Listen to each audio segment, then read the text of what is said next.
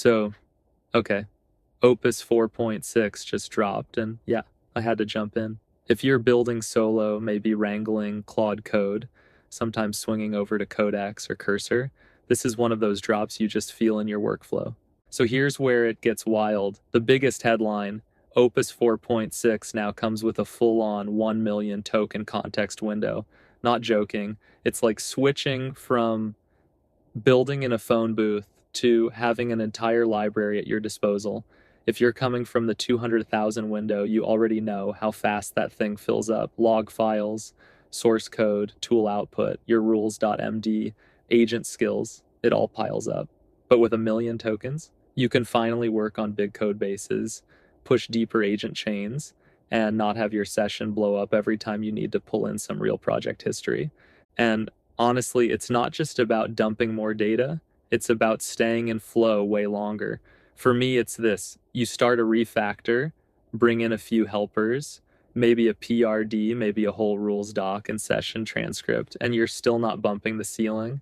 You ever have that moment where you're deep into a build and you realize Claude's suddenly answering like it's never seen your code before? Yeah, that's context wall. And now, with Opus 4.6, you actually get to keep the vibe, not just restart the session and pray you can reconstruct what you lost. I spent half a night just pushing session after session, dropping in full feature flows, letting tools rip, pulling in design docs, and it just kept going. No joke, the context window feels huge.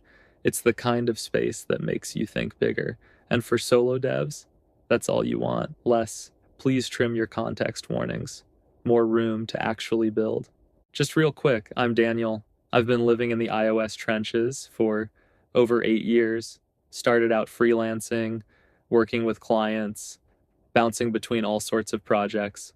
But after Dub 25, I went all in on solo dev life. Since then, I've crafted over 10 of my own apps, started building everything in public, and honestly, right now, pretty much all my energy goes into making this solo studio into something that lasts, not just another round of quick MVPs or AI slop, the kind of apps that actually scale up. And yeah, I'm sharing every bit of that on Crafters Lab. It isn't just another tutorial site or some AI clone farm. This is my actual home base. It's for solo devs who want to use AI like a real teammate, not like a vending machine. If you're serious about leveling up, building with care, and making apps that actually last, you'll feel right at home. And yeah, if you're still hanging on with Patreon, huge thanks. But heads up, everything's have moved over to crafterslab.dev. That's where it's all happening now. So come be part of the crew. Would love to have you building with us. So here's the other thing that immediately hit me as new. Agent teams. This is the piece I've been waiting for ever since they started hinting at more team-like workflows in Claude. In Opus 4.6, you can actually orchestrate a whole squad of Claude code sessions, each with its own context window, its own job, its own chunk of the problem. You set up a team, pick a lead, drop a goal, and then have one agent on UX, one on technical arch, another playing devil's advocate, whatever the job needs. And you can interact with each teammate directly or just let the manager coordinate and synthesize. It's not just sub agents anymore. This is actual parallel work. You get real independence, no more one agent bottleneck. It feels a little sci-fi, but it's also exactly what you need when your solo project starts to look like a full company. I spun up a team to prototype a CLI tool that tracks to-dos across a repo, and it was wild. One agent sketching out UI, another breaking down the arch, another double checking for edge cases.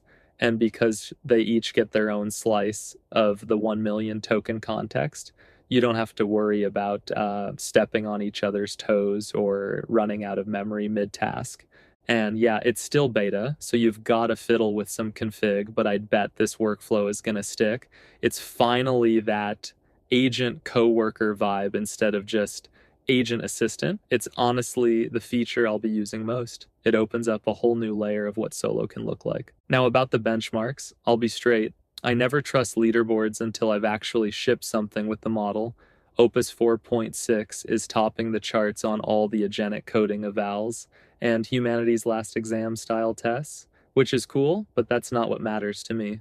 I care about whether it catches its own bugs, whether it can actually stick with a gnarly code review, whether it stops hallucinating in the middle of a 2-hour build. I care if it can refactor real Swift code, not just the test suite. And after a good hour and a half using it, rewriting features, debugging a chunk of legacy logic, even running a few team experiments, it really does feel tighter. The flow's smoother, it doesn't get lost as fast, and when it makes a mistake, the review tools seem sharper. I'm not going to say it's magic, it's not perfect, and I'm sure I'll find the cracks once I push it further, but it's a real upgrade for actual indie coding. Plus, I know everyone's already running to test GPT 5.3 and see if it beats this or that. For me, it's never about chasing benchmarks. It's about which agent actually fits my process, lets me work longer, keeps my repo clean, and helps me catch stuff before I ship another late night bug to production. So, yeah. If you're still here, honestly, you're a legend. For real. And Opus 4.6 is finally the kind of upgrade that's not just about bigger numbers, but actually lets solo devs work deeper, longer, and with more control over the whole build. The million token context, Gamechanger, team mode, genuinely useful, especially when your indie stack gets wild. And, if you want to actually go deeper, check out crafterslab.dev. It's not just some tutorial dump, it's not another AI clone farm, it's honestly my home base. I built it for solo devs who treat AI like a real teammate, not just a button you smash when you're stuck.